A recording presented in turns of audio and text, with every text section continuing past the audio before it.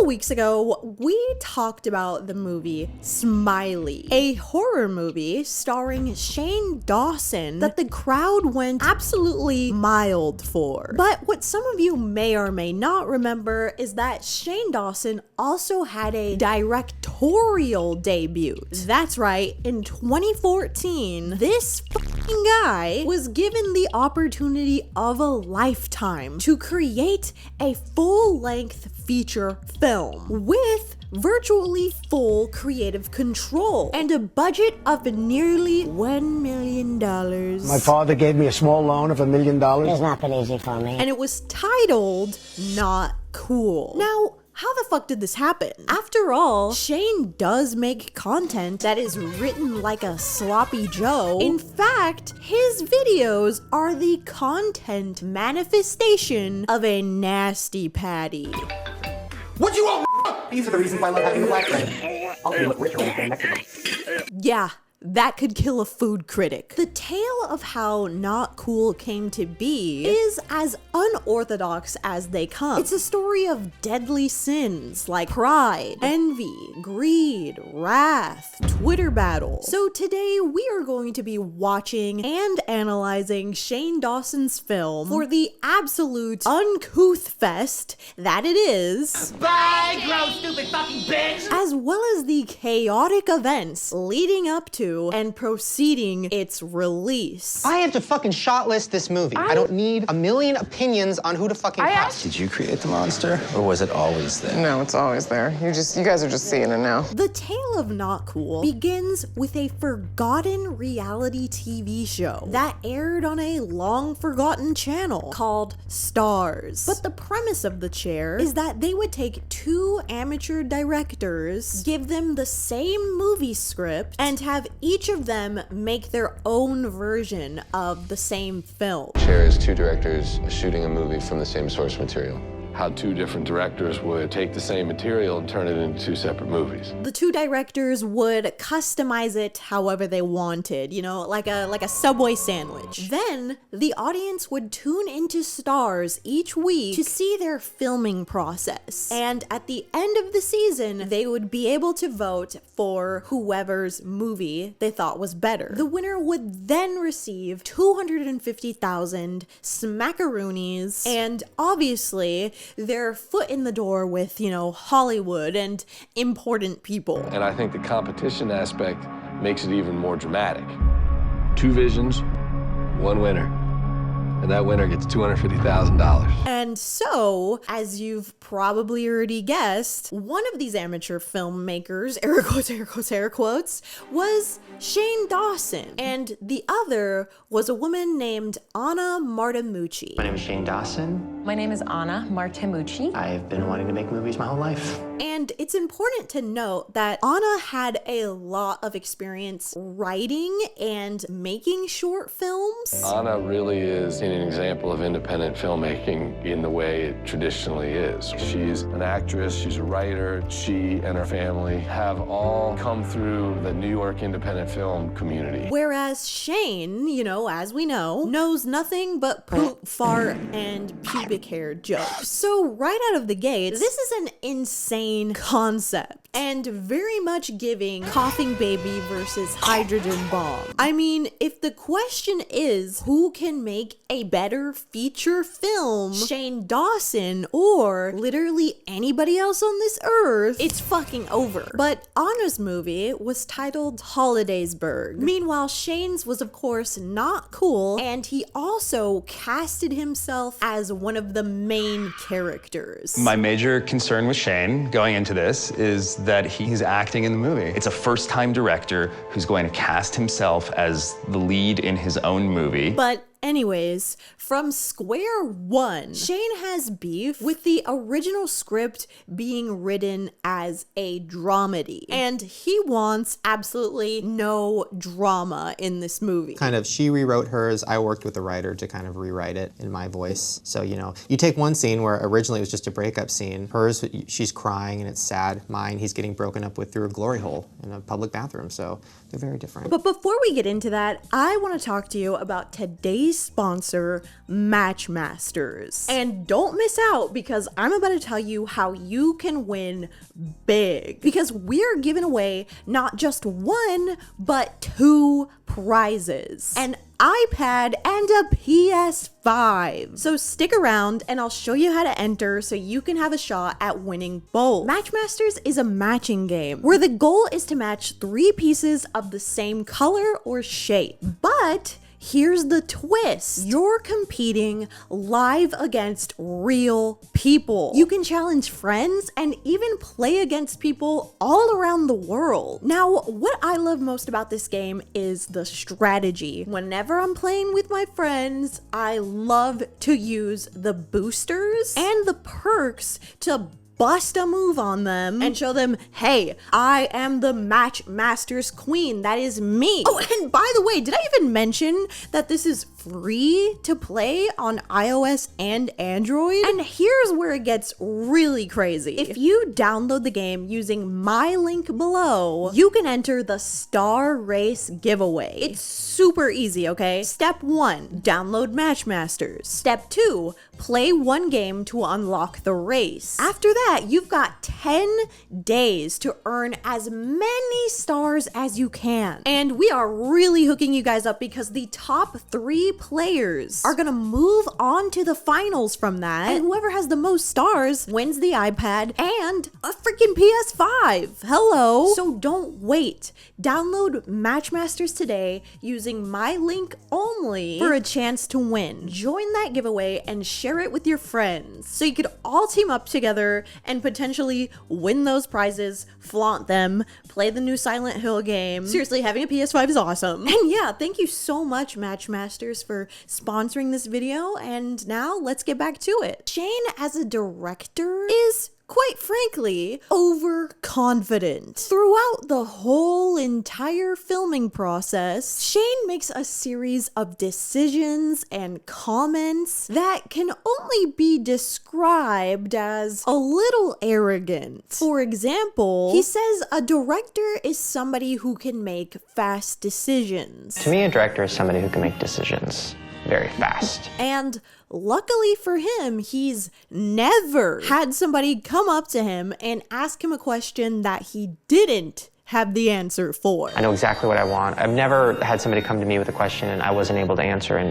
a millisecond. But there is nothing good to feel about this movie. The only thing that I feel about it, actually, is that I like the filming location because they filmed right next door to Abby Lee Miller's dance studio. And then my mom and brother came out to visit, not because they wanted to see me, but because my mom heard that I was staying next door to the dance mom's dance studio and she wanted to break in. Aside from this, there are many ignorant or arrogant decisions that Shane makes along the way, but we'll get into them as we discuss the movie. I don't really want to make a whole section just discussing the chair, completely divided from not cool, because these things truly go hand in hand. If that sounds good, hell yeah. So let's go ahead and get into the plot of Not Cool. The movie begins with characters at a party all sending out tweets explaining exactly what they're doing. Like as if they were Tori Vega on campus at Hollywood Arts. One girl says, "Thanksgiving is awesome. I love family time," before quickly being swept away into a polyamorous love triangle.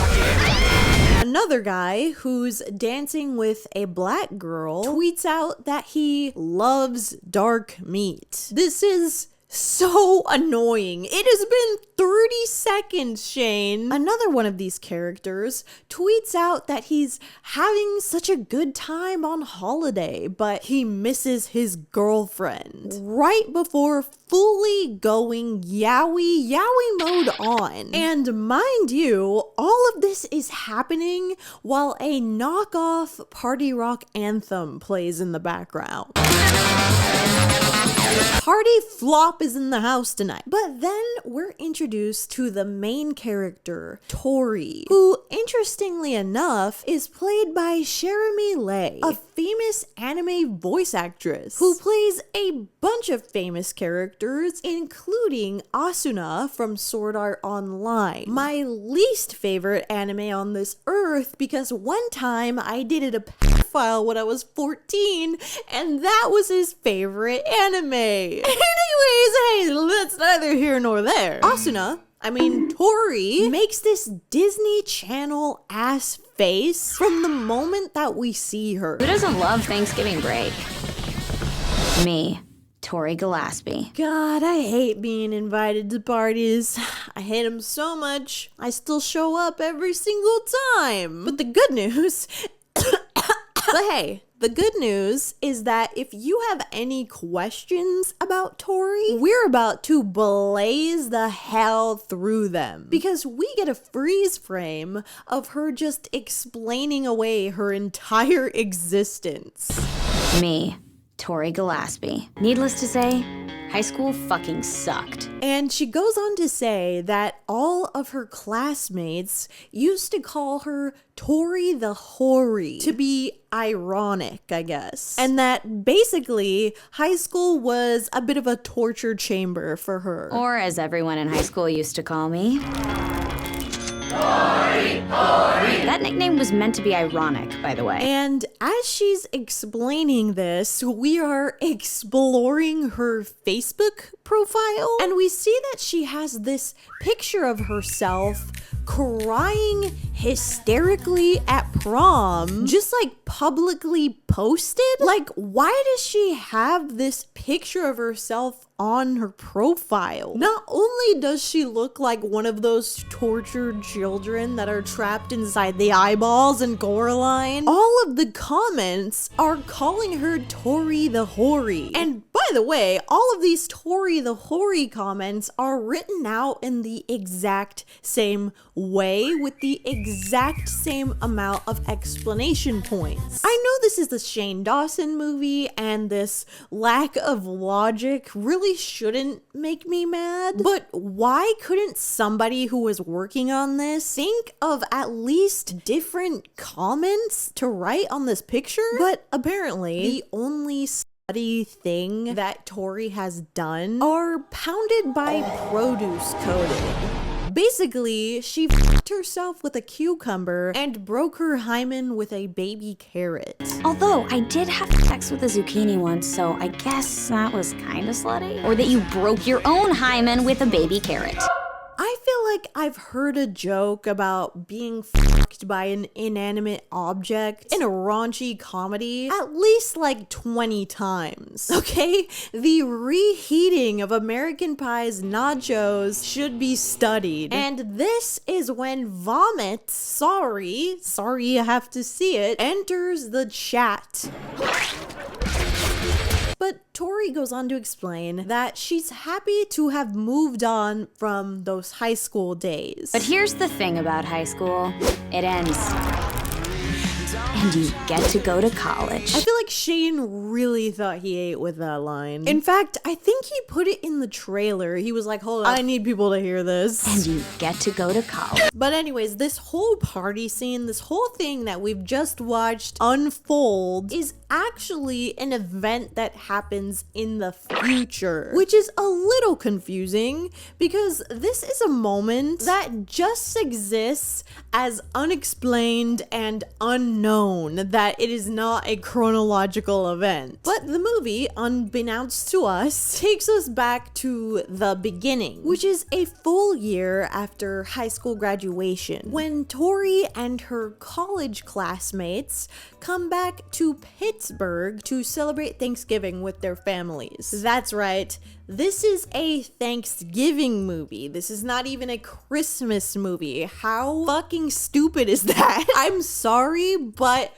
who wants to watch a movie about Thanksgiving, okay? Maybe that's just me, Maybe I'm just a hater, okay? Thanksgiving is my least favorite holiday. I do not even enjoy the food. Etsy witches cast a spell on Christopher Columbus's grave right now. So here we are in the present, and Tori is at a train station waiting for her family to come and pick her up. And as she's sitting there, there's this homeless guy who Tori says she's jealous of because he doesn't have to hang out with her family. I texted you on my new phone! Look at my sign! Wanna switch lives? And let me tell you, there is a lot of lore with this scene. In the chair, we actually have the displeasure of seeing Shane direct it. We literally hear him coaching this actor on how he needs to ham up his black scent. A little more, Anna, dude. Yeah. There's shit up in here. And speed it up a little less beats in between. This is, of course, right before he tells him to eat his own shit. I'd rather eat my own shit. That's why I'm glad my family dead. But apparently, where they filmed, Pittsburgh, you know, Abby Lee Miller City, it was hard for them to find an actor who would play this part of this homeless man. Because, first of all, there's a general lack of diversity in the area. And Shane, of course, needed 1 out of 2 black people in the movie to be homeless. Drunk homeless crackhead puts his dick and balls up against the glass. Like, who's okay with getting shit on their face? We'd love to have that be a minority, that character. This is all coming from a guy who claims he does not want to make Not Cool a white people movie. He also claims that his audience is comprised of mostly minorities. Especially like, you know, a lot of my audience is minorities. So I want to make sure it's not like the white movie. Right, that was a big and question white I had D. too. Yeah. What I believe to be a false claim. But secondly, a lot of the up-and-coming actors in Pittsburgh only do this part-time, meaning that they have a normal job alongside it. So they don't want to get a literal shit stain on their career from working with this man. They're reacting to the fact that the content in the sides is a turnoff to them, because it is to some people. And then a lot of people don't want to do it because they're like, oh, we don't want to be in a raunchy comedy. I'm like, what the fuck are you talking about? Every movie right now is a raunchy comedy.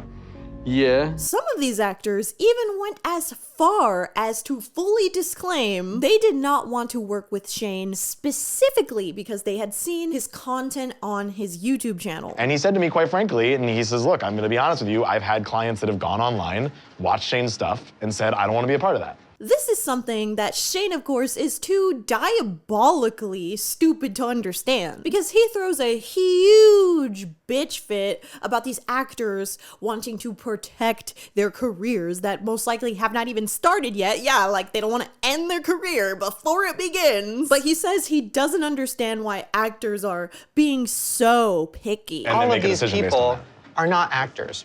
When I was an actor, I was auditioning for everything, especially since half of the people in this movie are teenagers. So I don't quite understand the logic of being picky when you have no fucking job. I think this is very interesting and actually kind of gave me hope for the world because although it appeared that Shane had nothing but unobscured success and validation with his work, apparently there were a lot of adults that found it problematic. Another interesting thing about this is that Shane was convinced that this scene of the homeless man eating shit was not raunchy. Who's going around saying this movie is the fucking raunchiest movie in the world? Yeah, it is not the raunchiest movie in the world. It's not. Who the fuck is talking to people? Because I want to fucking talk to them.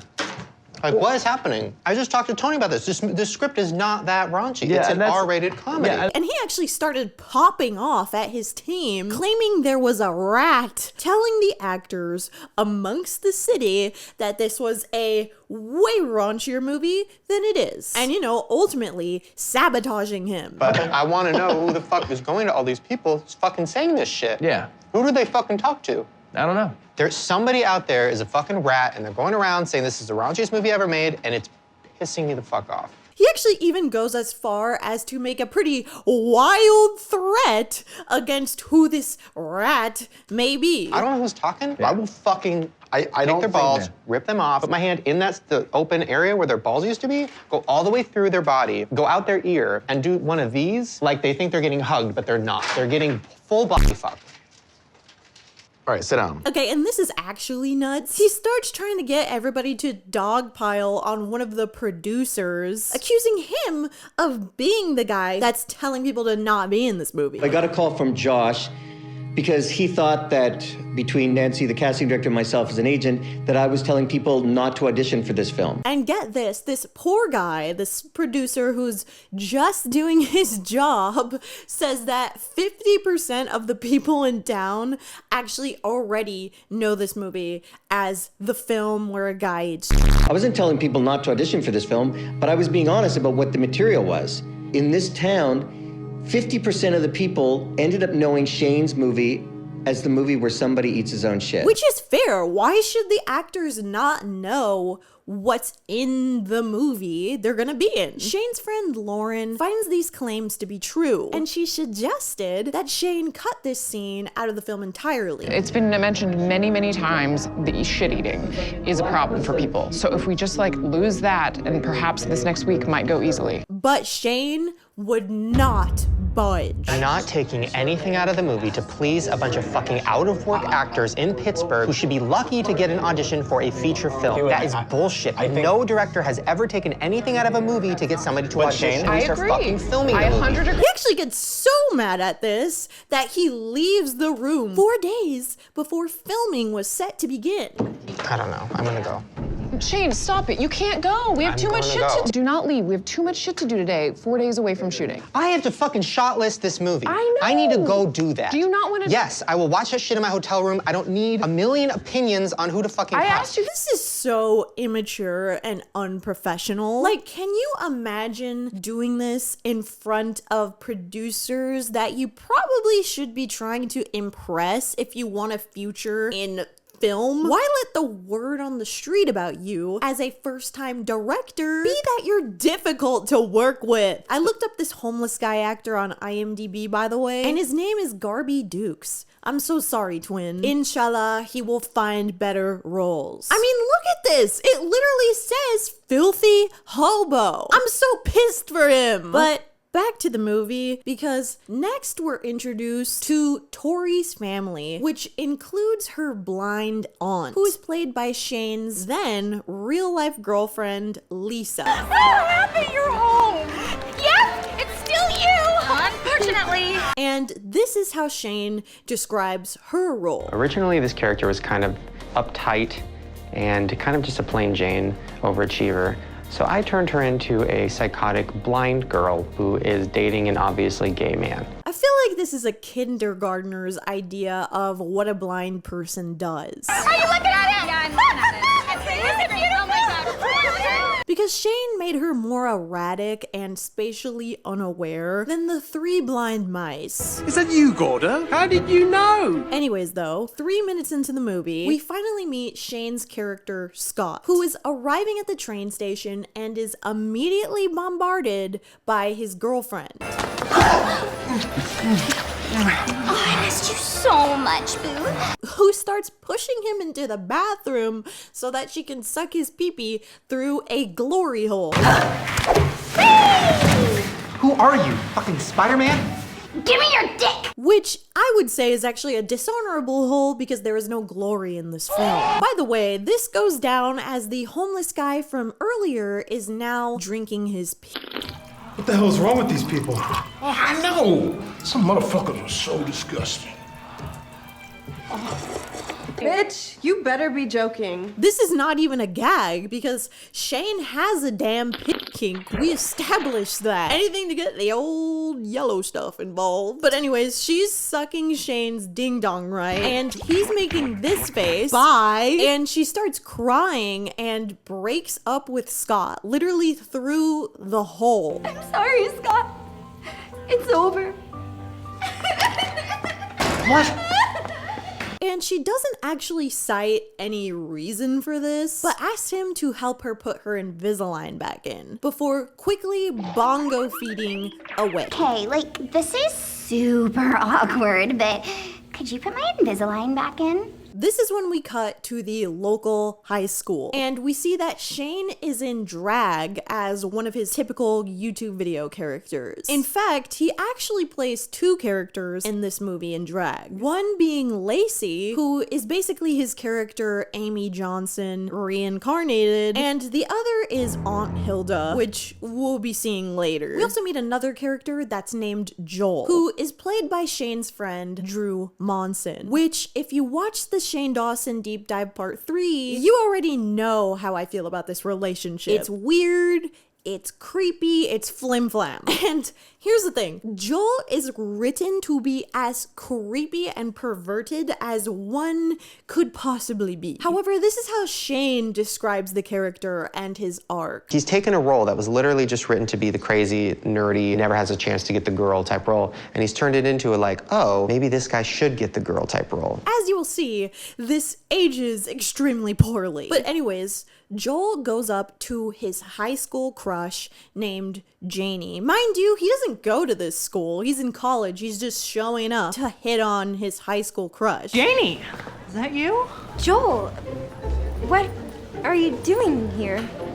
Nothing much, just visiting the old stomping ground. Granted, they are only 1 year apart. I still sort of think that if you are on campus after you graduate, it's just like a major red flag, no matter how many years it's been. Now, Janie is actually Scott's sister. Does this matter? Does this ever interact? Does it cause turmoil? No, it's actually not important at all. And what's even more confusing about their sibling ship is that look at Janie, now look at Scott. Not only do they not look alike at all, this is an Ecuadorian actress. Don't flatter yourself, Shane, looking like you could be related to this girl. They're not supposed to be step siblings at all. They are supposed to be related. Whatever.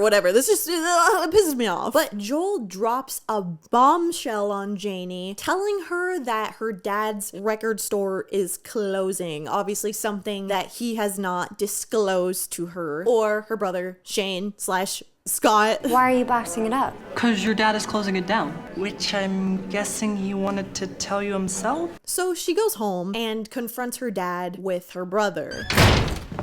What the hell, Dad? You're closing the store? What? And he tells them that yes, it is true, he is selling the store, but not only that, he is moving to Florida. Jump scare. Come on in here, sit down. Let's talk about this. Yes, I'm selling a shop. I met someone. She's a vinyl collector down in Florida. And I was thinking after Janie graduated this spring, I'd move down there with her. Hello, land of the banned books. But he's saying this because this will be their last Thanksgiving together. Once again, this is a movie about primarily white people meeting up for Thanksgiving. I cannot think of a more boring premise. Oh my God. But hey, we have one last Thanksgiving at home before we move. That'll be fun, right? I will never get over it. Like, why was this written or made or anything? But we then cut back to Tori's house, who apparently has a photo of herself from Facebook framed in her room. You know, one of the ones where everybody called her Tori the Hoary.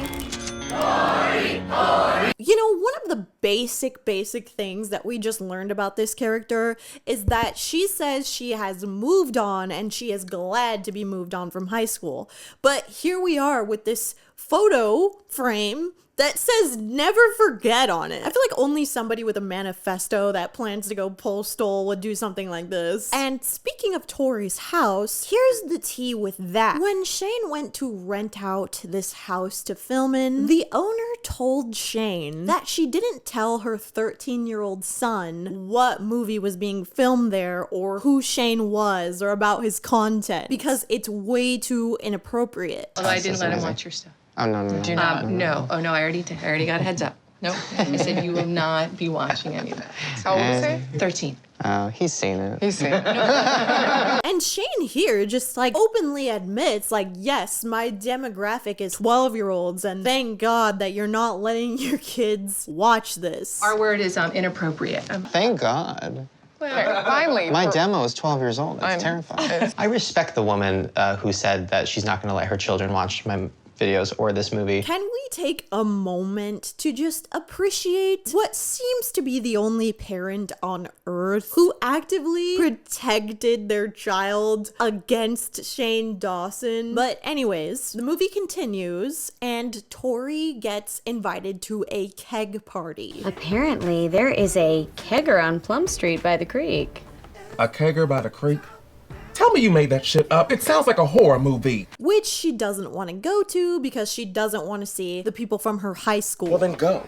And take video. I want to see where Tori the Hoary comes from. No, look, the whole point of going to college is to get away from all of the people that you hated in high school. Why would I want to go back to that? But the driving force, I guess, is that she witnesses her mom shit her pants, so she doesn't want to stay home. Oh, I'm gonna fart. Oh, go ahead, honey. No, it's gonna be so loud. Oh, come on, we've been married for 25 years. This kind of reminds me of those fake farting chiropractor videos. Hips, good. Whoa. But personally, one of my favorite types of content are those reels where somebody's getting like their leg rubbed and they're just like screaming, like they're actively being chopped into 1,000 tiny pieces. But anyways, she decides to go to this party, I guess because going out for a walk or coffee or going to the movies, like literally anything else, I guess, is not on the table. Oh, come on, we've been married for 25 years. Oh my god. Oh my god. Oh my, I have messed myself.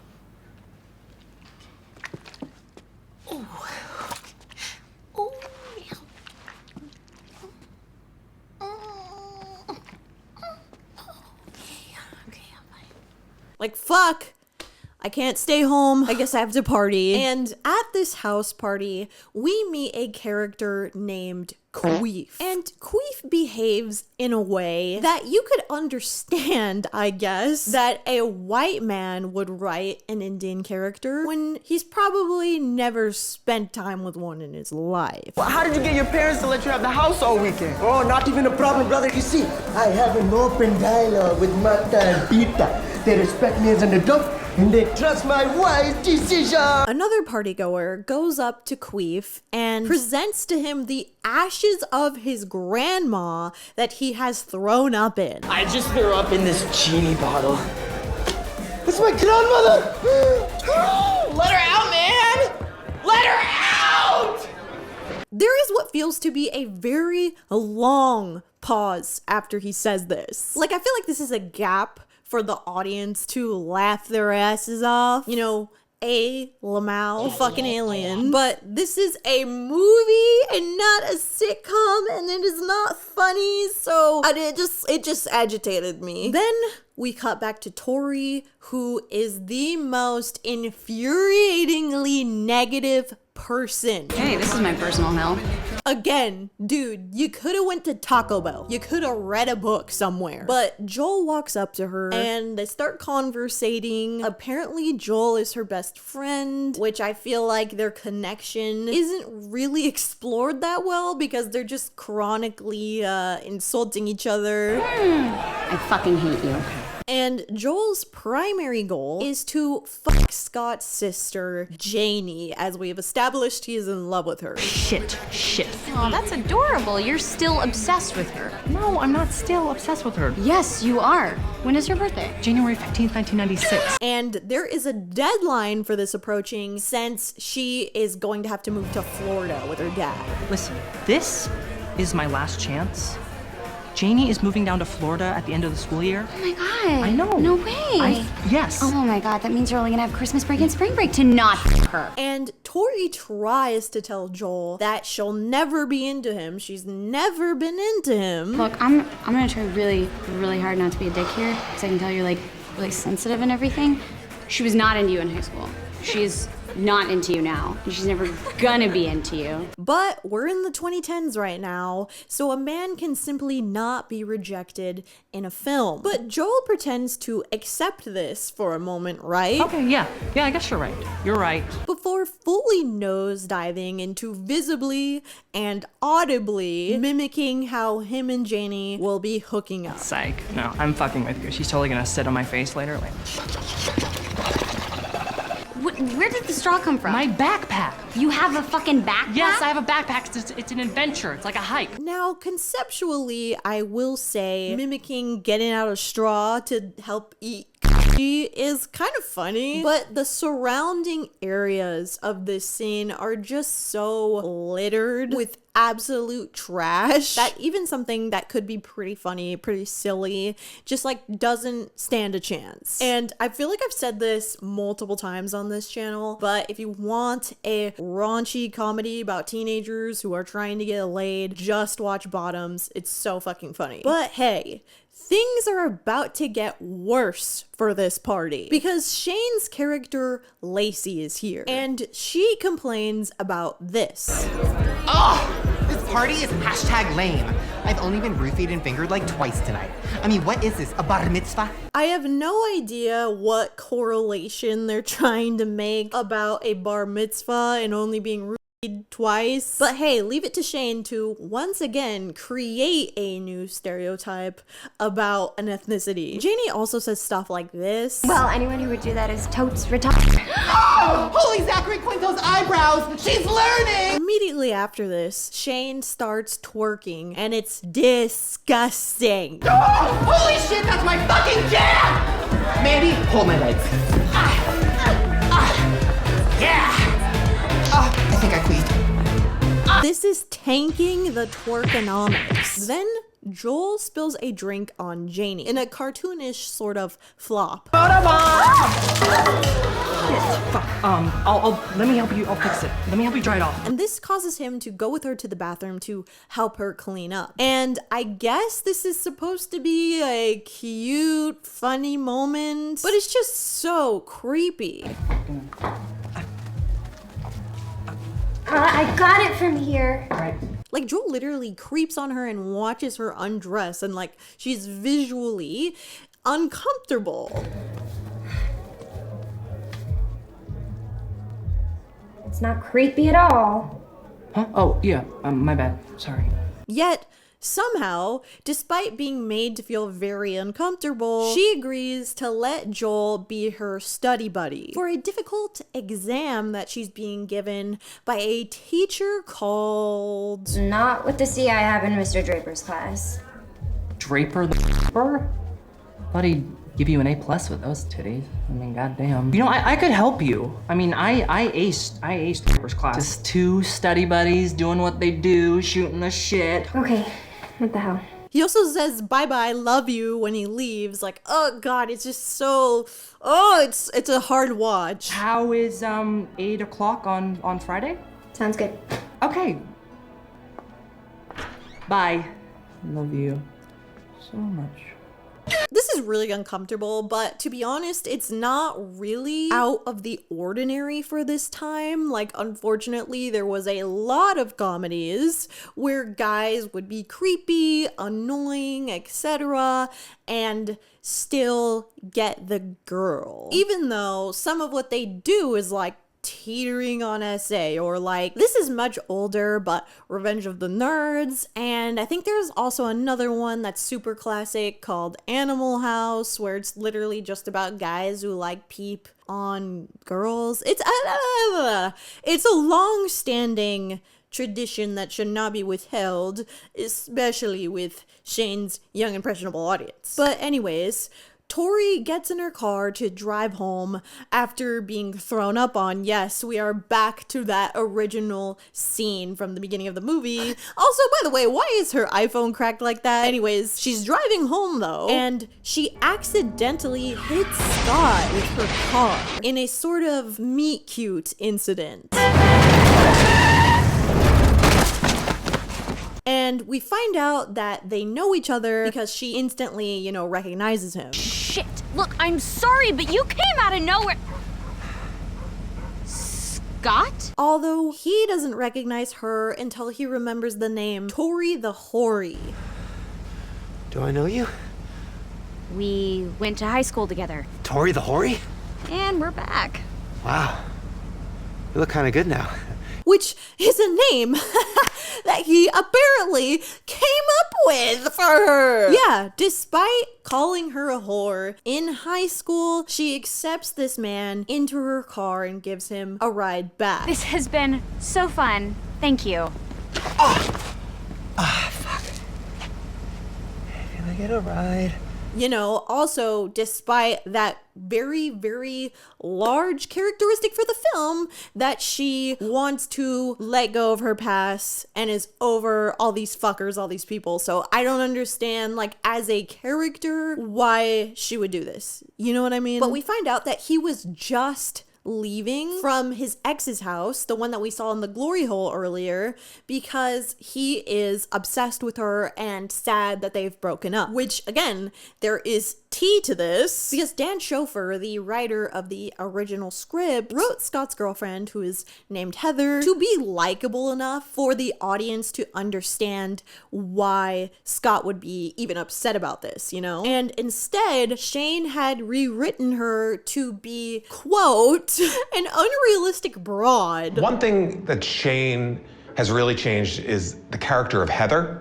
In my original script, Heather was a human being. My concern is that people are gonna have a hard time believing that Scott is like hung up on this girl and is upset that they broke up, where he should be happy to get this monster out of his life. And this writer actually also says that Shane should have hired another actor to play Scott instead of himself, because he can't pull off playing a charming, popular guy. Oh shit. Oh my god. Whoa, somebody said it. Shane is just not the athlete golden boy actor for that role. If Shane had like a really great actor the way he's got a great actress in Jeremy, I think it could be awesome. I mean, I would love to have somebody who could match Jeremy in that way, and I don't think he can. But anyways, then what is maybe one of the most cringe parts of the movie occurs, because Tori tells Scott that he's a weirdo for stalking his girlfriend. This is a party is only 1 mile from here. Oh, fantastic. I'm glad there's an app that can make stalking more efficient. I'm not stalking, okay? I'm merely using technology to help me locate someone who doesn't want to talk to me at the moment, which is stalking. Then Shane wrote this to be the dialogue that happens here. Because obviously she must be in a weird mental place to dump you, Mr. Perfect, with the amazing hair. Think I have amazing hair? Oh my god, you know you're attractive, it's annoying. Then she tells him that she'd probably have sex with him. Wait a minute, are you into me? No! God, I'm not into you. I mean, would I have sex with you? Yeah, probably, but that does not mean that I'm into you. You'd have sex with me? Then they actually start making out and having sexual relations. Not only is she having sex with this piece of shit who literally participated / invented Tori the Hoary, he's also like stalking his ex, and he's ultimately done nothing to charm the pants off of her. But there they are, you know, baby carrot and all. And jokes aside, I find that Shane was pretty unprofessional behind the scenes with this sort of scene that they're acting out, because he makes like weird comments about them having sex in the movie. I don't know, I just find it weird. She's gonna fall in love with me, and like, you know how awkward that is, like, you know, and then like she's gonna have to leave her fiance, and she's not gonna be able to resist the D, so we're gonna be fucking like this. Oh, actually, okay. I'll just come around you Actually, guys. no, she'll be from behind. Oh. Then we cut to the next day where Tori tells her friend over Skype that what she did with Scott was a mistake that she should never do again. It was a mistake. It was a big, stupid mistake. How big? And when her friend asks how Scott feels, Tori says that he'll never want to see her again either. And does he know that? Oh, please. Scott is so far up his own ass, he won't even notice. After this, we cut to Scott eating his Thanksgiving meal at the allotted kids' table. Very fitting. And he goes to the toilet and he starts doom scrolling, stalking Tori on Instagram.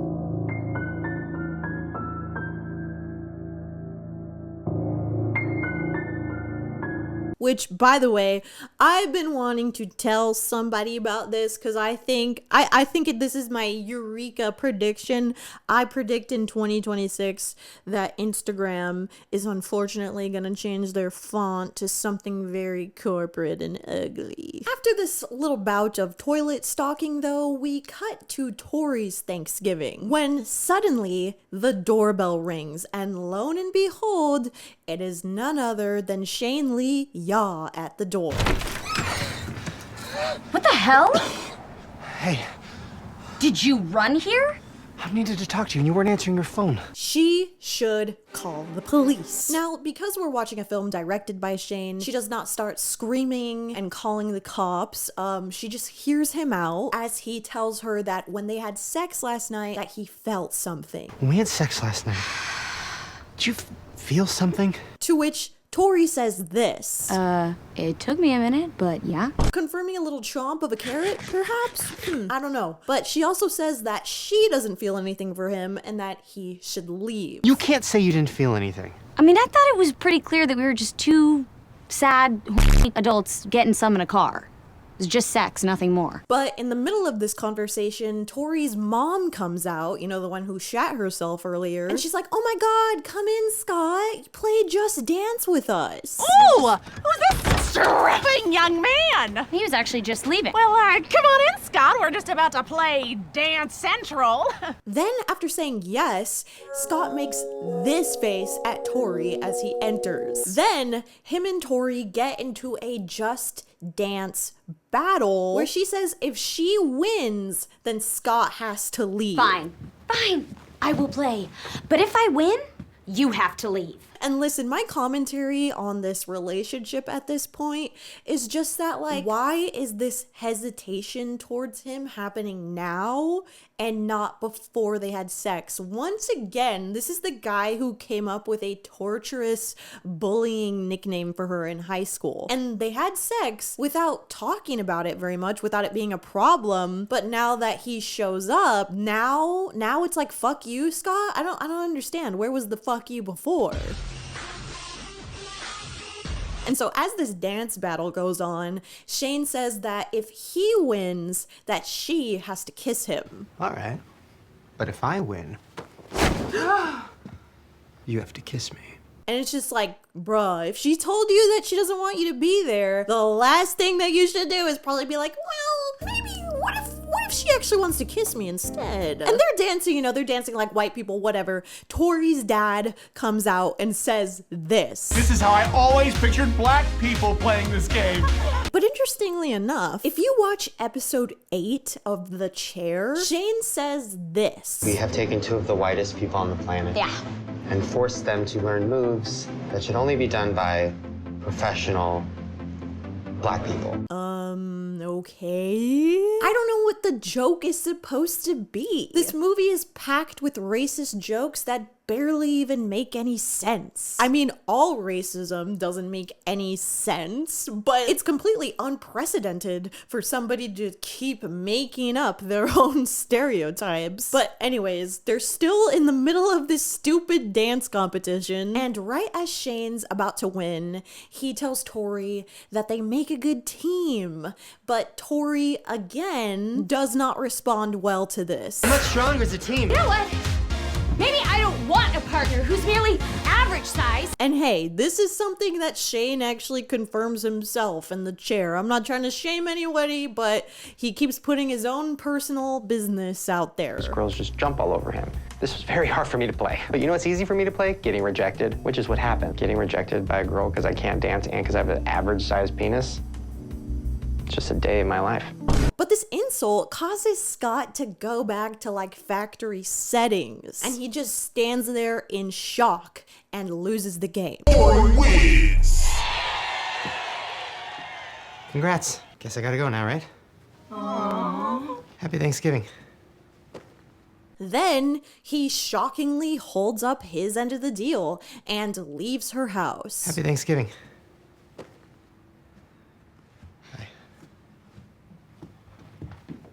which finally makes Tori feel really bad. Then we cut to the next day where we see Joel working at the record store, and he's stalking Janie's Instagram photos and finds one specific one where her mouth is open and proceeds to zoom in and out and in and out, like to make it look like she's like giving a BJ. Where did you learn? Your mama teach you? I'm gonna come, oopsie daisy. Don't wanna come in your mouth, you're a lady. Where should I do it? Ah, idea.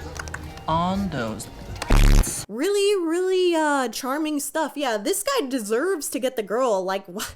And he's turned it into a like, oh, maybe this guy should get the girl type role. Poor Drew, you couldn't pay me $1 million to play this character. The other insane part about this scene is that Janie's dad actually walks up behind him and seemingly notices what he's doing and what picture he's looking at. Because when Joel starts lying, her dad acts like he doesn't believe him and like he's suspicious. What you looking at? The internet. There's just pictures of Arctic creatures, polar bears. Polar bears. Going extinct. Sir, please get this man away from your daughter. Oh my God. But anyways, Tori shows up and asks Joel to go Black Friday shopping with her because she hasn't seen anyone die yet. Not good. Yo, Dick Muncher, time to go. Black Friday's almost over and I haven't seen anybody die yet. Now, if you were a child in the 2000s, you will distinctly recall that people used to frequently die while trying to get a good deal on like flat screen TVs at Walmart. People just don't die in the process of purchasing inanimate objects the way that they used to. Now they just like scream at the Pop Mart security guard.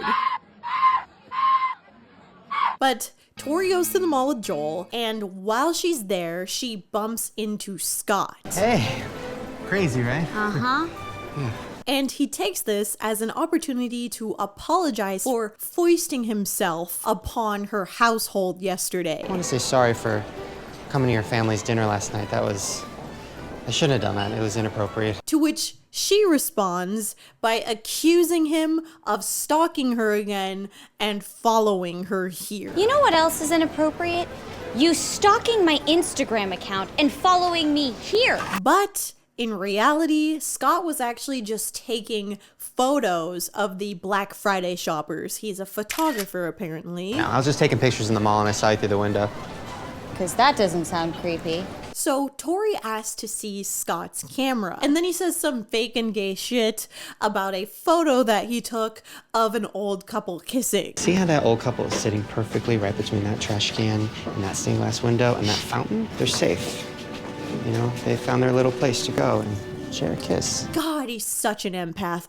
He shared with me that he was an empath and that he could feel all of my pain. Now, despite their beef, Tori invites him to hang out with her later and playfully asks him to please stop stalking her. What are you doing later? I don't know. Why? Because we're hanging out. All right. Now go continue taking those creepy pictures and quit stalking me. And then somehow a security guard that is standing like a mile away hears her utter that one word, stalking, and immediately tases Scott to the ground. Is this guy stalking you? And Tori is not concerned with this to such a degree that she takes a selfie with him. Like he just got freaking moried. Now, there is a world where this gag works. We're just not living in it. Maybe if earlier we had seen the shoppers getting tased for very minor offenses, it would have hit as a funny callback rather than feeling entirely random. But apparently he gets over this because later that day, Tori goes to his house to pick him up. And she's got an entire day of fun antics planned out for them. Like if she's SpongeBob who ate a pie and has 24 hours left to live. You know, spend time with Squidward while wearing a salmon suit. Next! And Tori calls this a fuck it list. And you'll never guess what Scott says when he reads it. Fuck it list. Okay, what is this? Some kind of bucket list? Peak! Oh my god, he said the thing. So what is this, some kind of suicide squad? What, we some kind of suicide squad?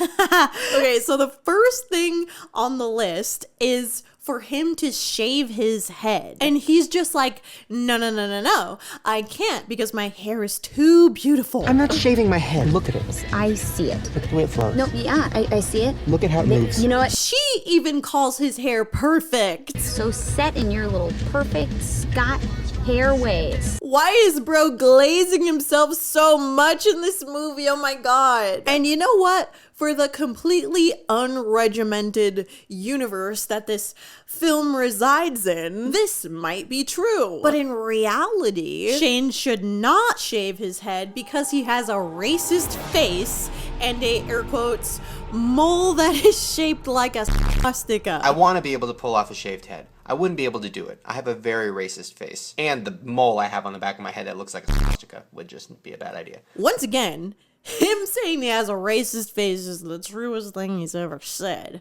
Real Nikki Carry-On heads remember this. But since Scott has refused this, Tori chooses another activity for them to do. And this just so happens to be shitting on his ex's lawn.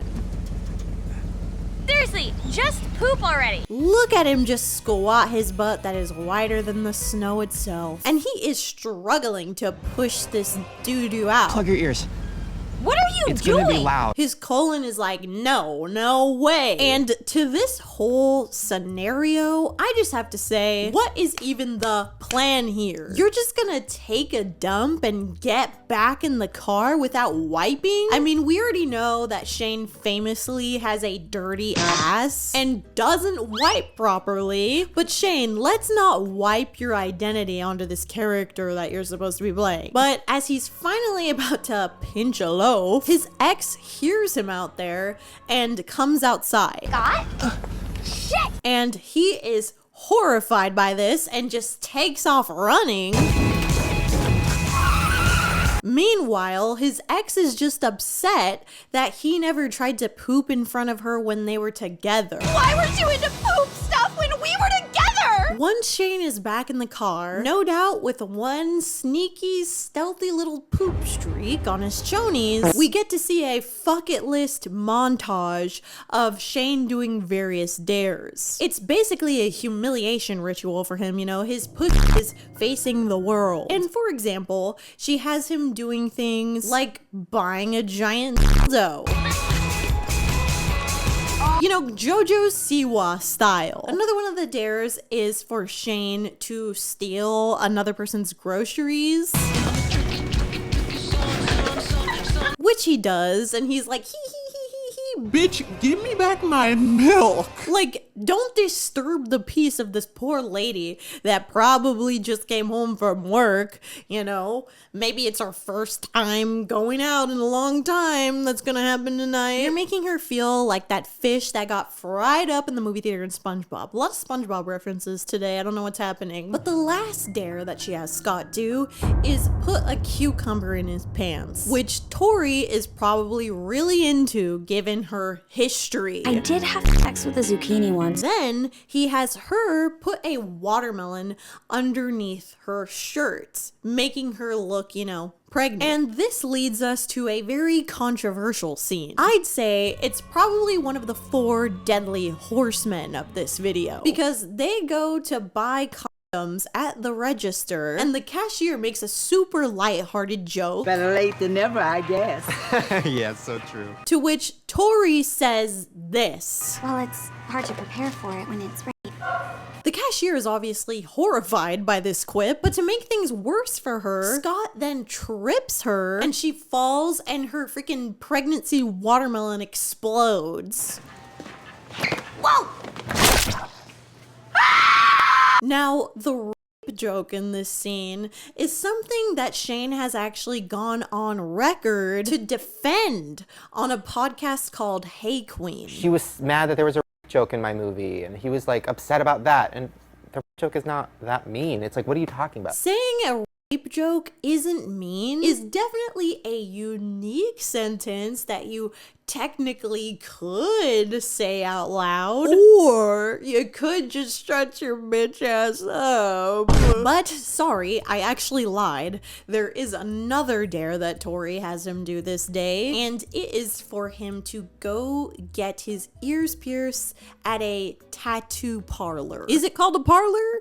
Tattoo shop. I don't want to do it. It's gonna hurt. Stop being such a baby. And Scott, again, really doesn't want to do this, but is convinced after a really racist feeling portrayal of a Hispanic woman says this. Can you please hurry that fuck up?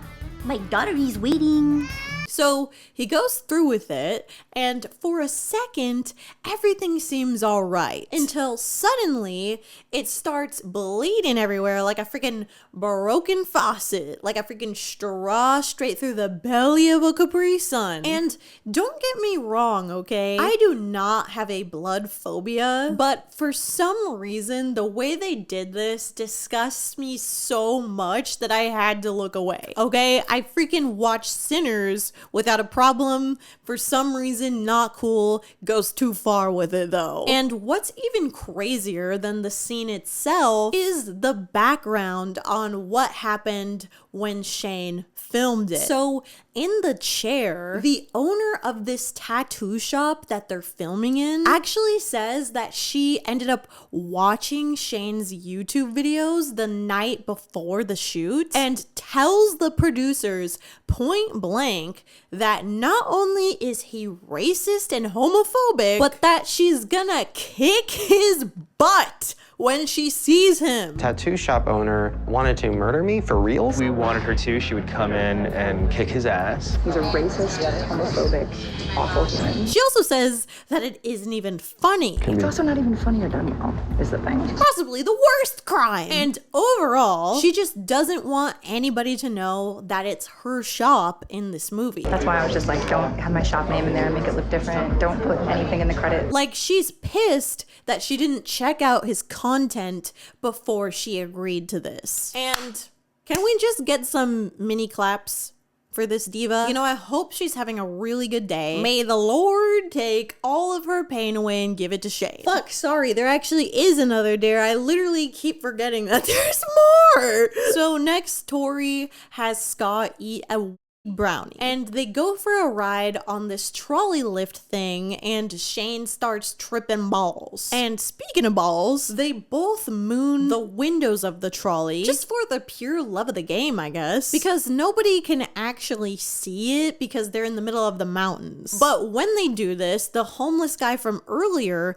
flashes his nuts, or at least they make it look like it's the same actor who's flashing his nuts. In fact, Shane wanted to show a black penis in this scene so badly, yet it was extremely difficult, of course, because of the actor scarcity that I mentioned earlier. Pittsburgh has a lot of things. They have a definite lack of black penises that are willing to be shown on camera. And no one was biting his fishing line for this role, so to speak, to such a degree that he even claims that he called prostitutes. Corey was calling prostitutes. I was on Tinder. Lauren was on Craigslist. But then, fortunately for him, they finally found a guy willing to do it and probably paid him like $50. God bless his soul. Push up against the glass. Yeah, move it kind of that way. And this time, yeah, get even like crazier with the wiggle. Oh my god, that is depressing. But anyways, in the movie, we then cut to Joel and Janie, who are in a party bus because Joel is a freaking psychopath and is trying to trick her into going on a date with him rather than just tutoring her like she agreed to. The bullshit, Joel. What's going on? Nothing is going on besides the start of our glorious evening. This is when Aunt Hilda makes her cameo, and you just know something unfunny and offensive is about to happen when you see Aunt Hilda. I mean, this is Shane's description of the woman. I think my favorite moment so far has been Zachary Quinto showing up on set and me being in full drag as a horny 75-year-old Jewish woman. So what does Aunt Hilda end up saying? She says she wants to lap up their, quote, underage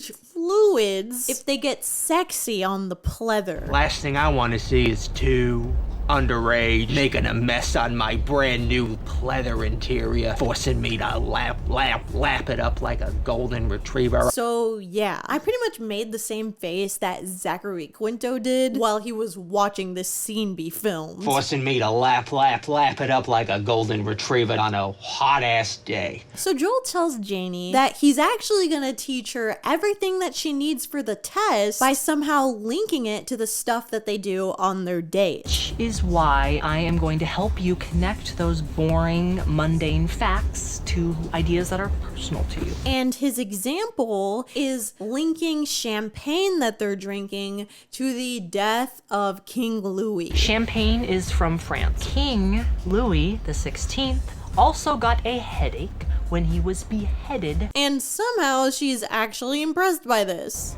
Not bad. Yeah. Like, what? How are these Jeopardy ass facts, not based on the curriculum, actually even gonna help you? She should have just told him to kick rocks.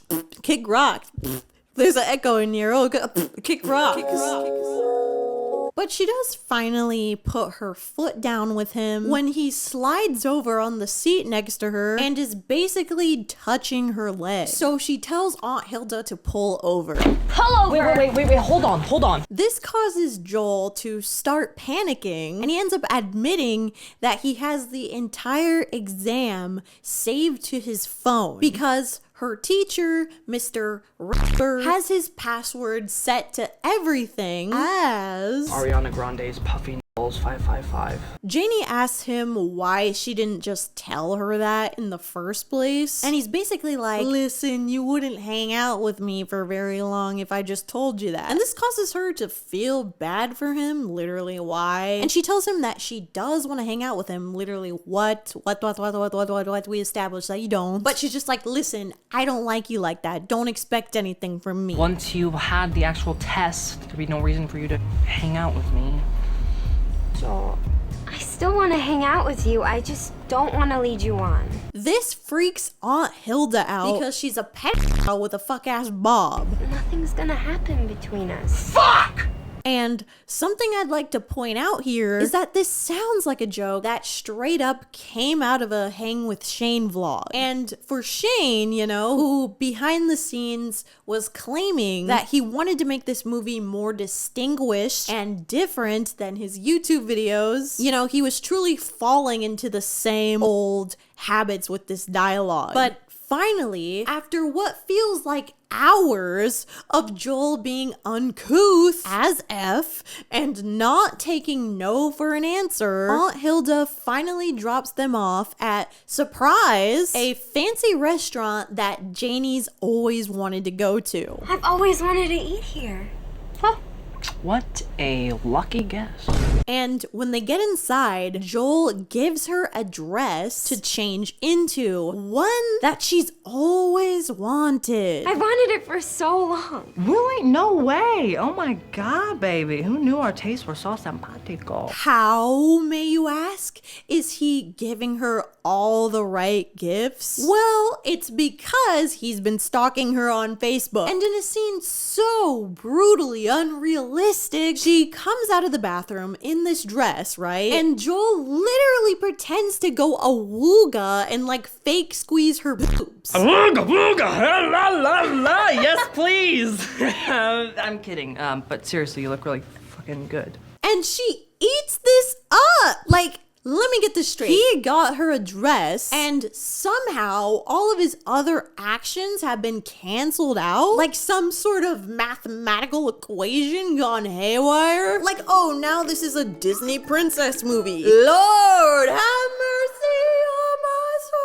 I hate this fucking movie. And all this gets so much worse. When they get to the table, Joel kicks this off by doing an offensive impression of Arnie from What's Eating Gilbert Grape, a movie starring a young Leonardo DiCaprio. Dad, Gilbert, Dad. I can't believe you like What's Eating Gilbert Grape. I thought I was the only one. First of all, why does she think that she's the only person who likes an Academy Award winning film? Second of all, what is Janie's fondness of Joel doing an obnoxious and loud reenactment at this fancy restaurant? And then he says this. The only thing hotter than Leonardo DiCaprio is like a retarded Leonardo DiCaprio wearing a fucking sexy diaper. To which she replies that makes her so splash sound effect. That shit makes me so...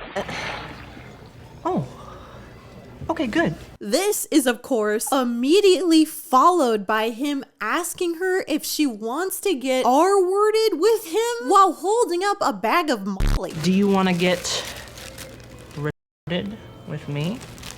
What the fuck is happening? Everything about Janie's character feels like it's gone completely out the window. And instead of actually showing a more caring or compassionate side of Joel to attempt to redeem him, although that would still be impossible, the movie doubles down on Janie just suddenly liking his shitty behavior, even though she has expressed being uncomfortable with the things that he says in his advances many times earlier in the movie. And basically, about this Molly situation, Joel saw that Janie liked a post on Facebook about Molly and assumes that she likes doing it. I thought that you loved this stuff.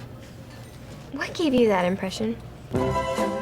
Which she doesn't. And this actually makes her realize that that's what he's been doing, you know, stalking her. You Facebook stalked me. What?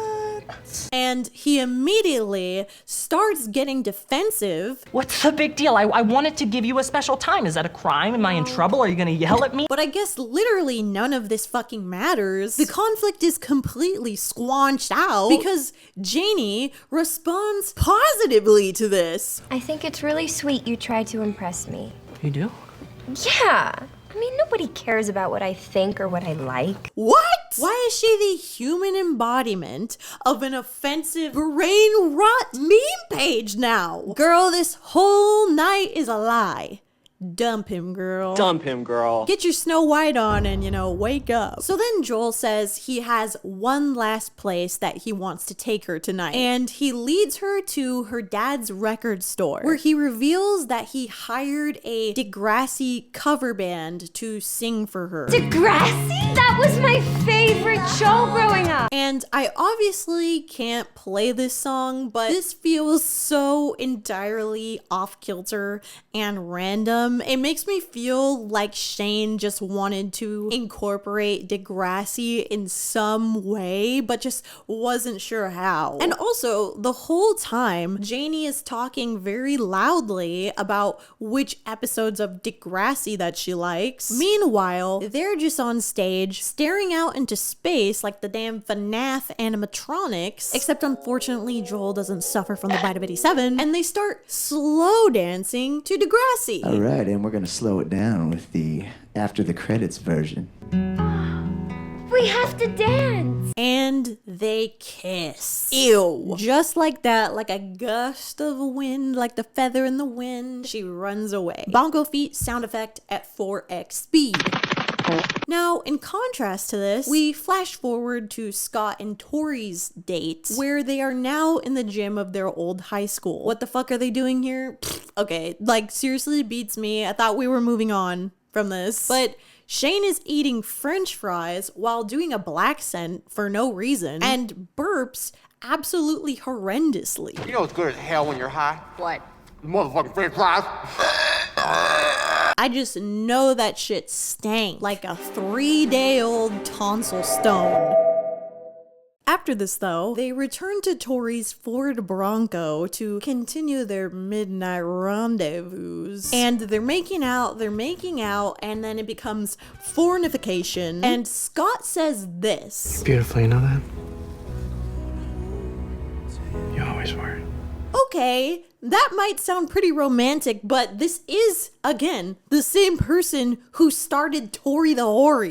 You know, whatever though. They wake up in the morning after their shaboing boing, and Scott asks her to go on a spontaneous road trip with him next week. Hey, I was thinking about it.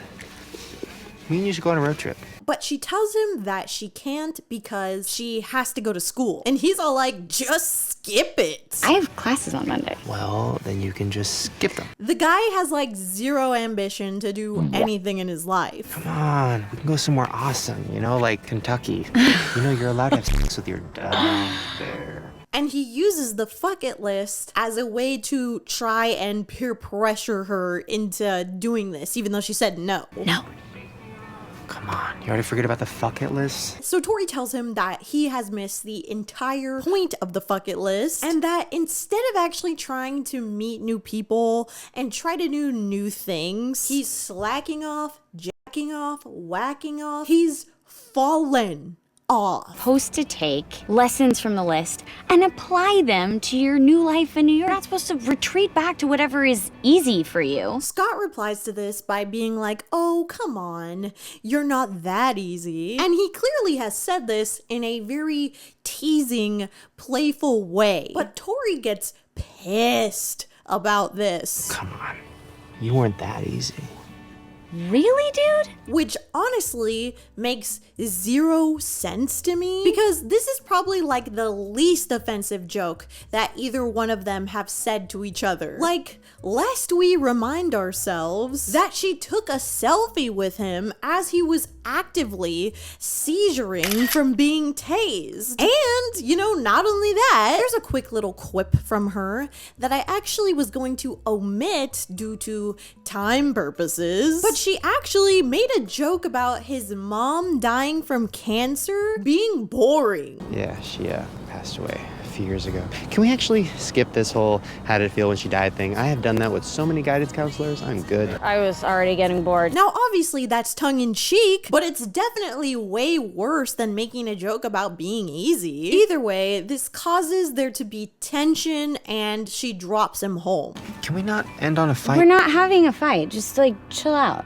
I just have to get back, so just tell me how to get to your house. Then the next day, Joel is working in the record store when Janie walks in. And he's like, okay, this is my time to confront her and be like, why did you run away? Kiss any dudes and then run away crying and leaving them stranded with a shitty 2-person band to talk about that one time they almost got signed. And she tells him that she only likes him as a friend. Joel, I like you.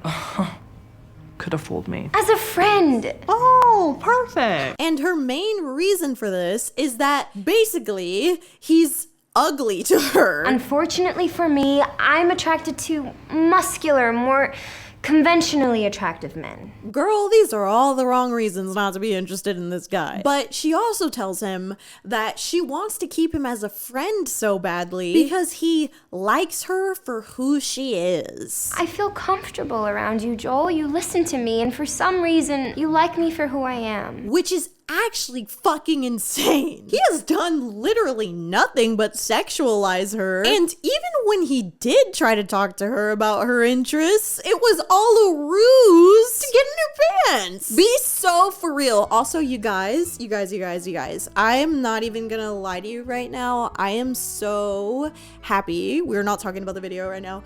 I got the news right now that Zohran Mamdani is our mayor of New York. Oh my God. What a good day. Allow me to continue. Just if I have an extra burst of unnatural enthusiasm, that is what is going on with me. But anyways, okay, so Joel actually accepts this, but still tries to get some pity points from her by telling her that he just wanted his first time to be special. Oh, you were pretty hard to discourage. I know. I guess I just wanted my first time to be with someone special.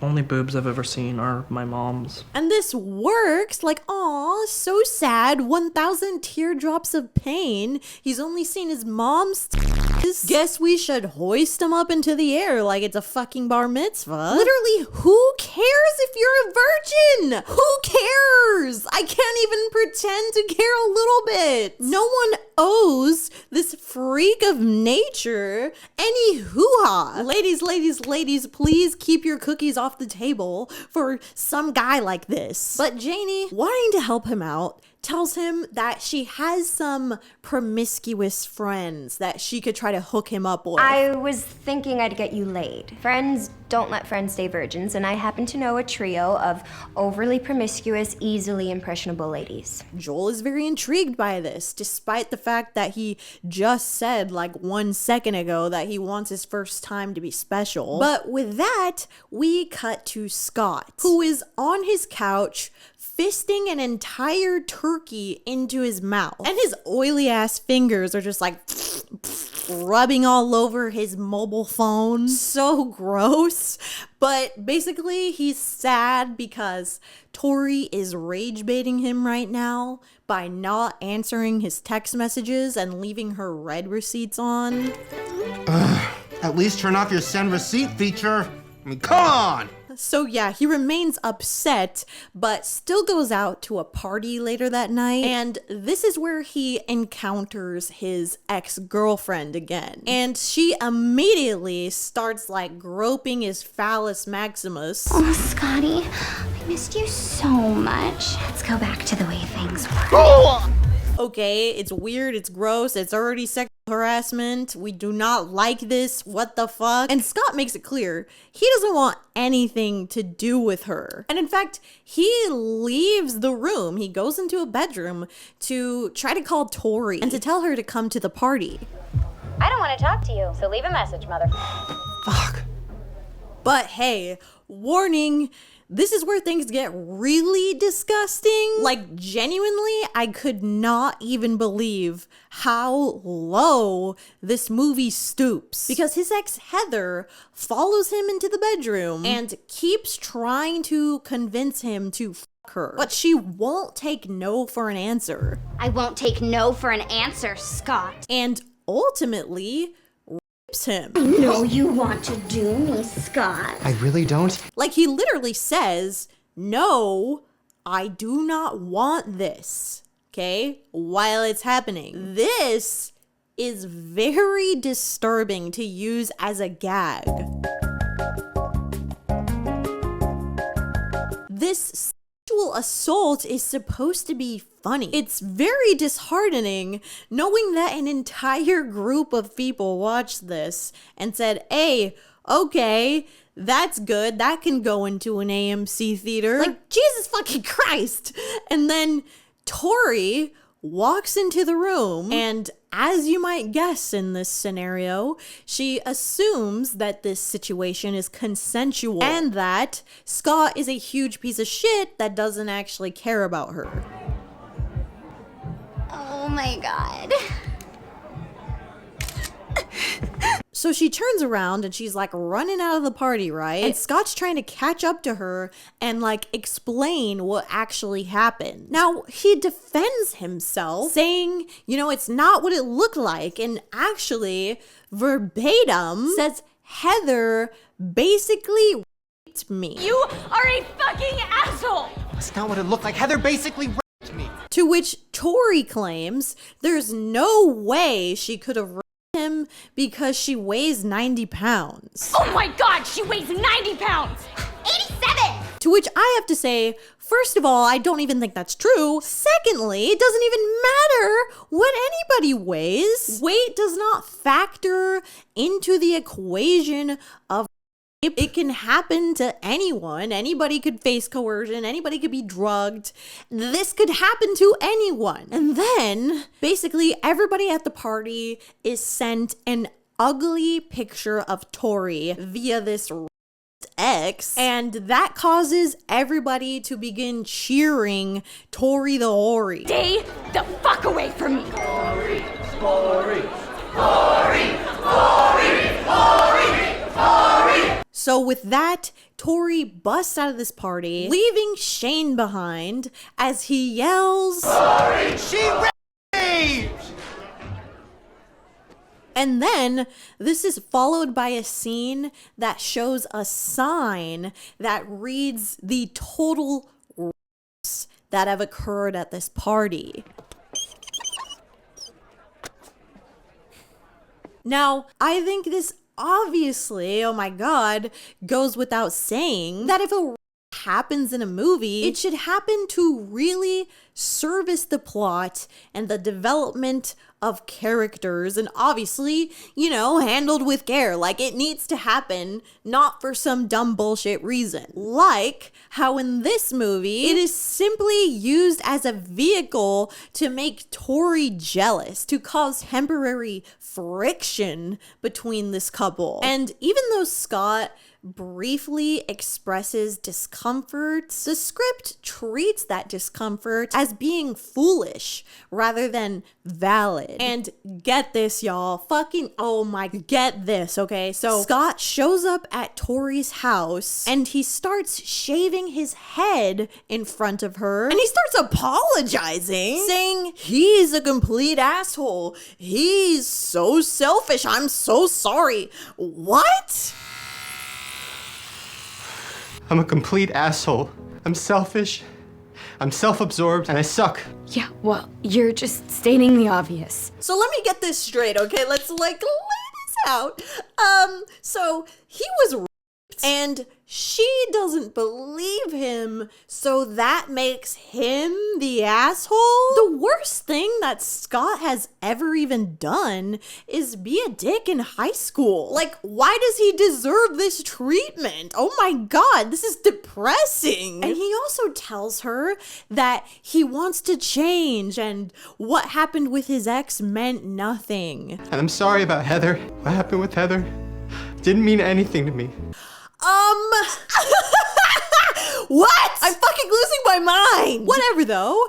All that was bullshit, and I guess everything is fine and dandy now because she forgives him and they begin to make out. Then we cut to a scene where Tori is helping him shave the rest of his head, when Scott again tells her that he was raped. It was rape, all right? I swear to God, she tricked my penis into a boner. Shut up.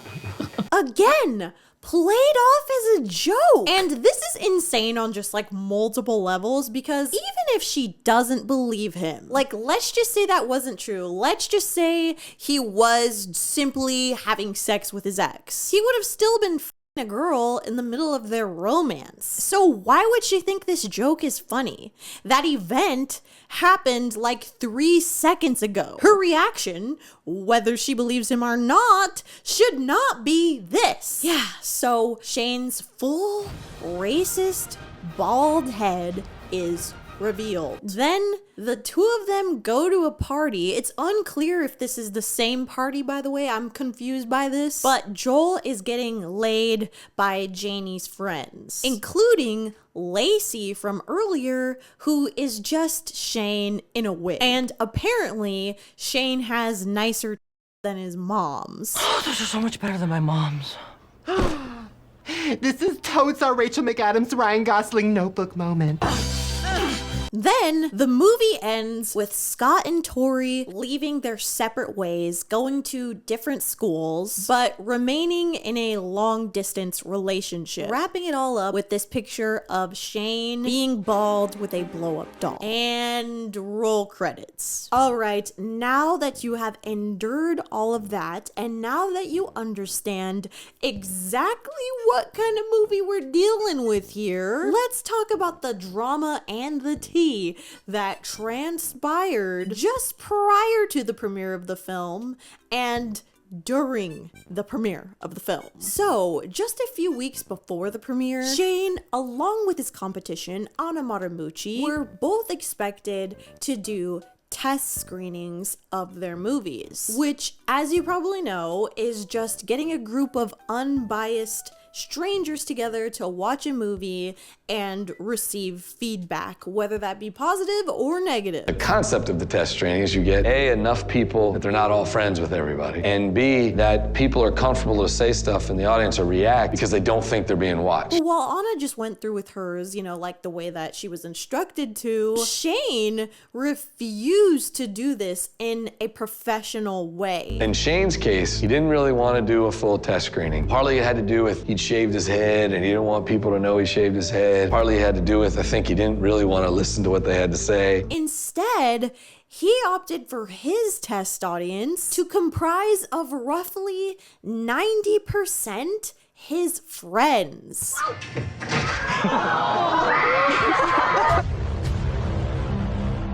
And then, yeah, sure, there was random, unbiased strangers, but few and far in between. And it's worth it to mention that this 10% of his audience that were legitimate viewers did actually give really helpful feedback, with one person even pointing out the obvious thing that I stated earlier. Why is this movie hell-bent on making us believe that Scott is present day, a piece of shit, like a total asshole? It was very odd to me in terms of the way she talks about him as being this like horrible, selfish, self-obsessed person. Right. Like she's constantly horrible to him and he's like forgiving her. Shane, of course, refuses to acknowledge these people here at all and wouldn't even enter the room when they were given the opportunity to speak. I don't need to hear the pick party stuff, but to actually hear it, like, I don't need to. You're just gonna wait while the thing happens?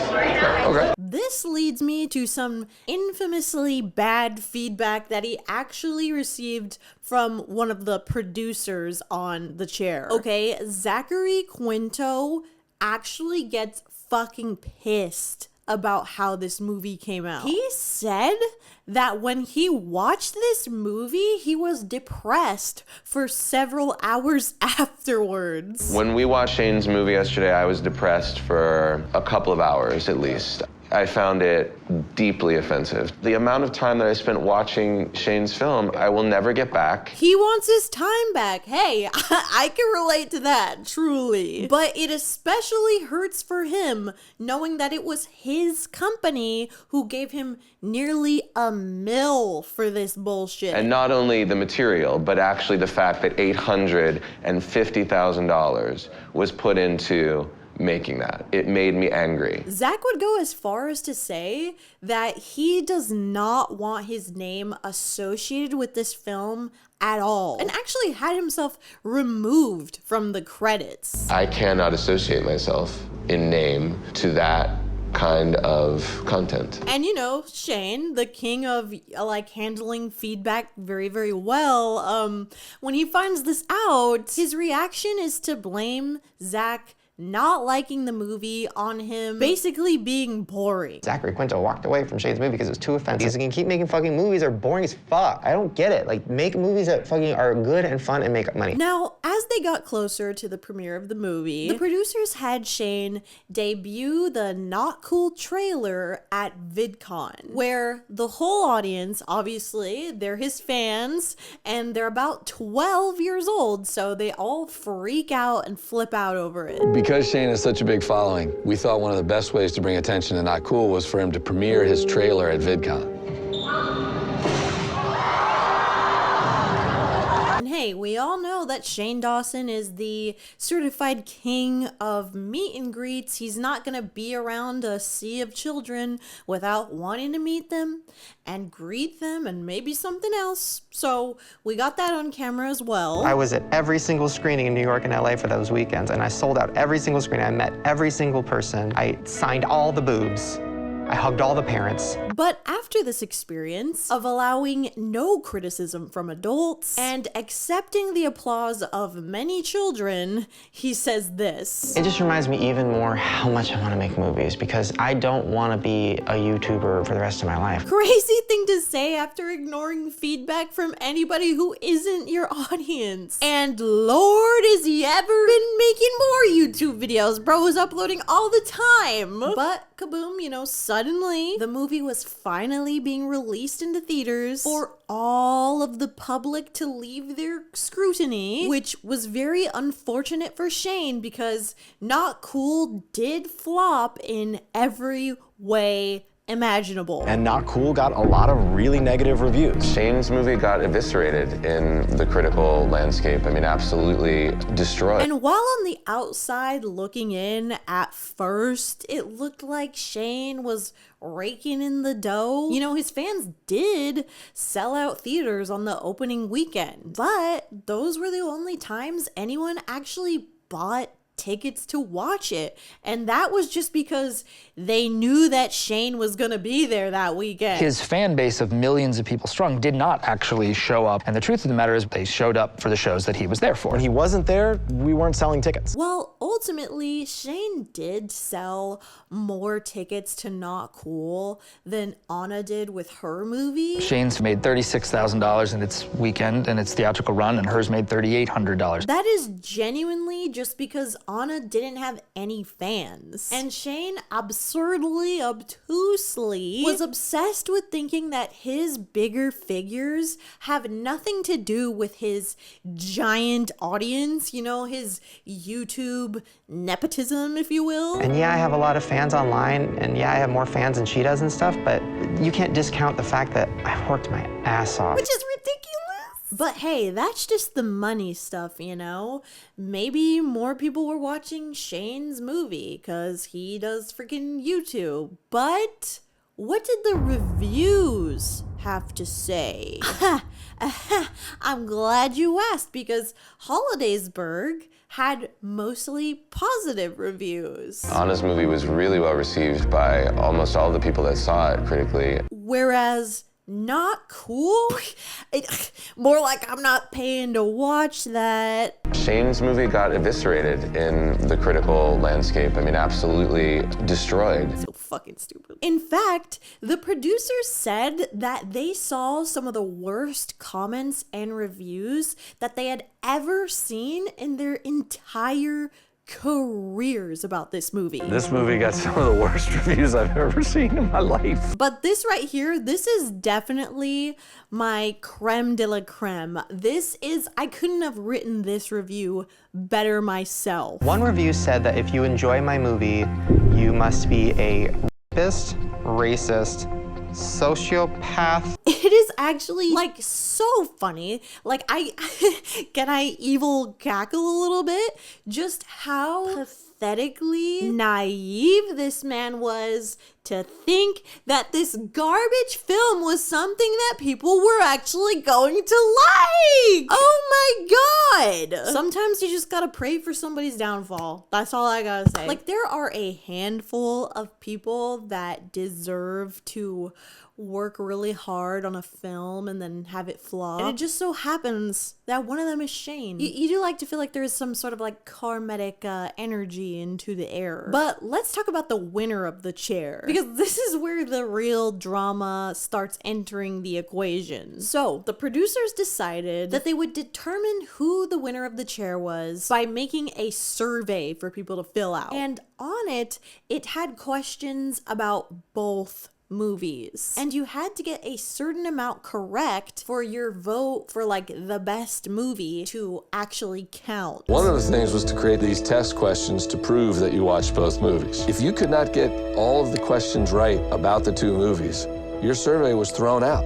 And apparently, according to them, they actually had to throw away 40% of the surveys, like point blank, because so many people failed to answer the questions correctly. Of all the surveys that were filled out, we disqualified almost 40% because they couldn't answer these questions correctly. Meaning that Shane's fans were definitely just voting for him, whether or not they had seen Anna's movie, or whether or not they'd even seen Not Cool. To put it quite frankly, this was a very stupid system, because they're doing this survey under the assumption that Shane's fans aren't just all talking to each other in group chats, in forums, on Instagram, whatever, literally just giving each other the answers. So that's why I think, regardless of, you know, the surveys being filled out or not, that is why Shane ended up winning. Final results. Not Cool is clearly the winner.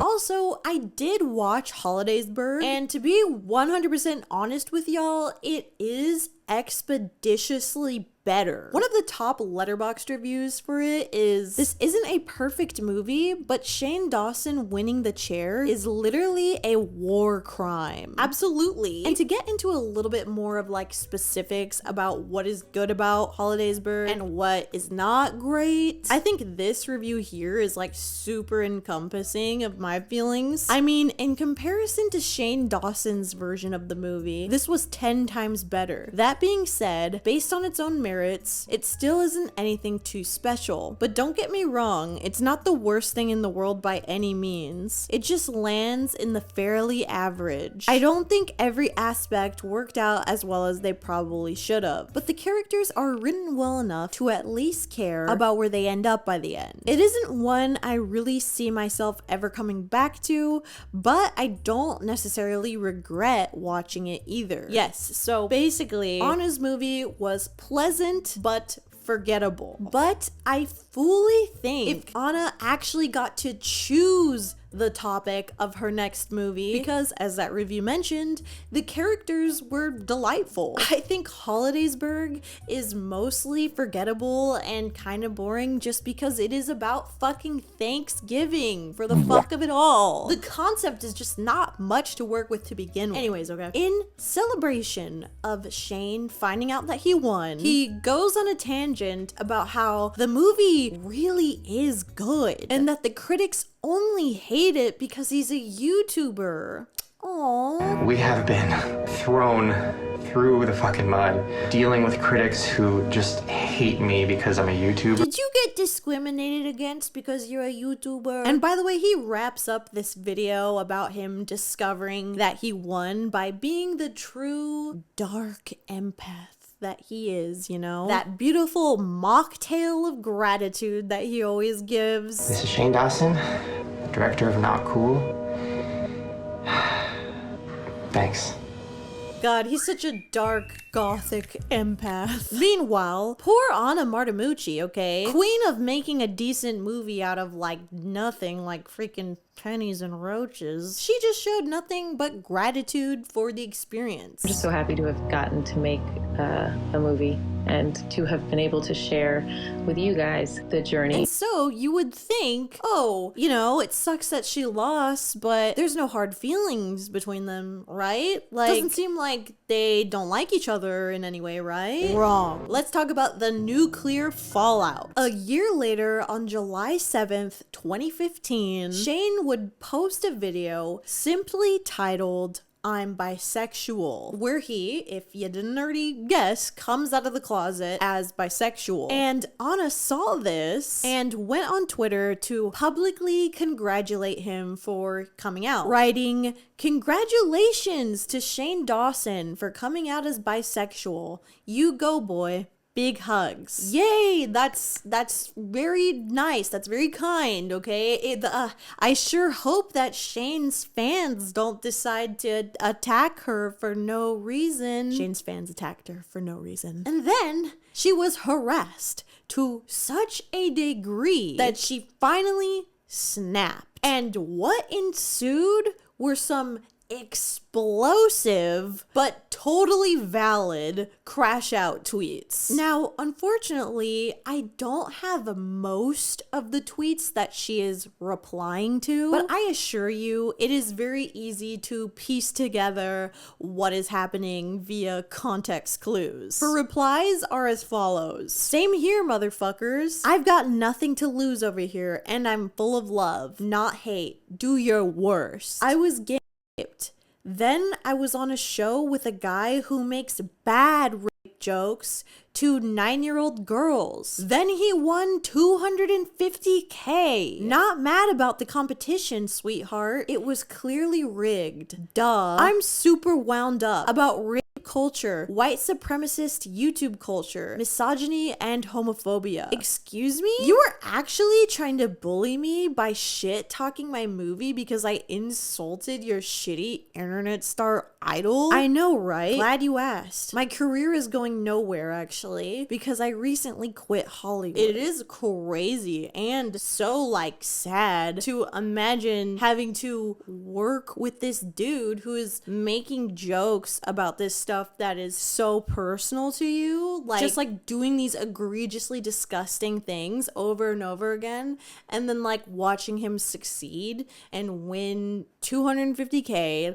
like oh, should 250K go to a YouTuber who makes money like expeditiously all the time off of being problematic, or to an independent filmmaker that will actually use that money perhaps to make another film? Yeah, so yeah. But the situation just continued to spiral because Anna said she saw Shane falling in love with another man on the set of Not Cool, which is, whoa, like has other implications considering the fact that his ex-girlfriend was also on set playing another character. Now, the fans quickly began speculating that this person he was falling in love with, air quotes, was Drew Monson. This, of course, led to fans flocking to his page, and Anna ended up apologizing about this, writing, "Absolute total mistake. I did not even mean you. I don't know when Shane has a GF since I'm not a fan.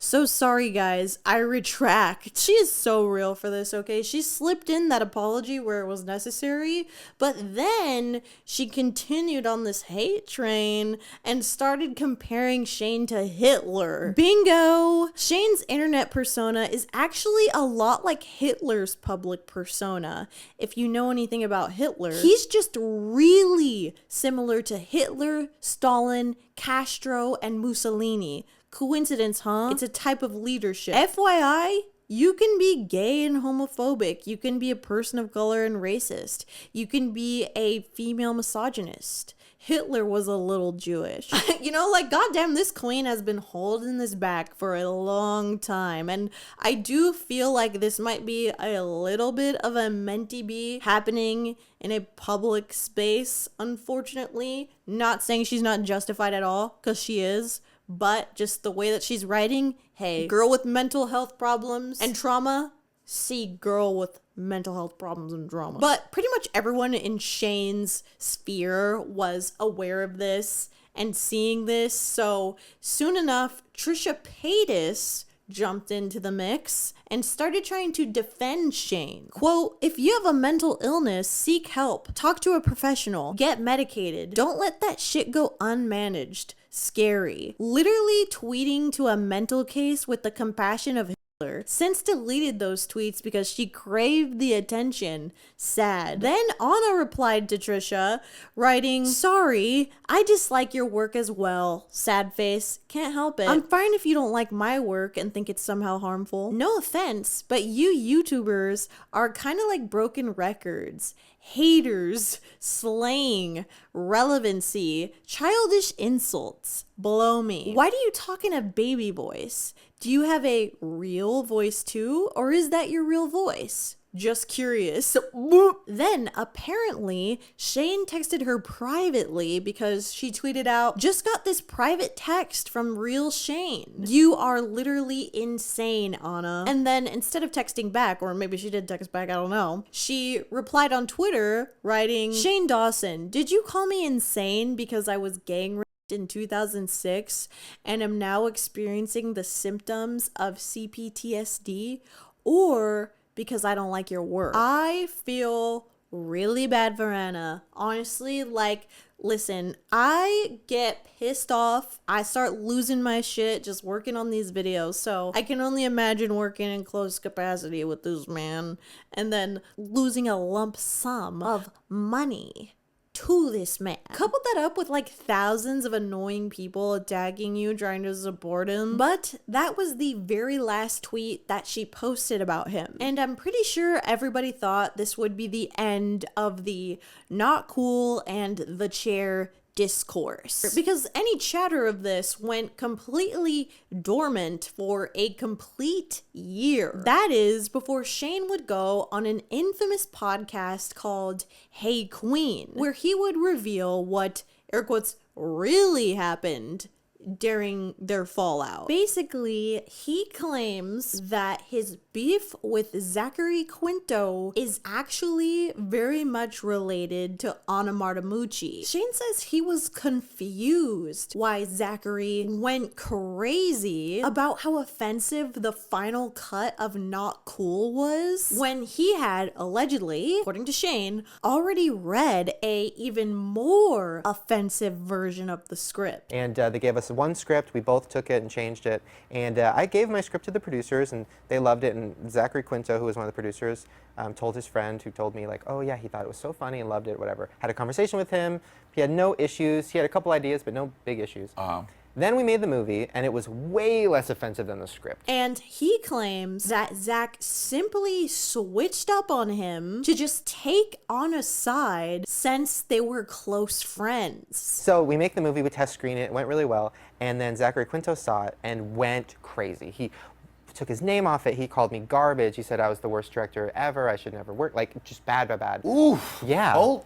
Oh, Zachary. Yeah. He even says that a main point of conflict is that Zach and Anna didn't like one of his jokes. Long story short, he's friends with the other director, so he was taking her side, and she was mad that there was a joke in my movie, and he was like upset about that, and the rape joke is not that mean. It's like, what are you talking about?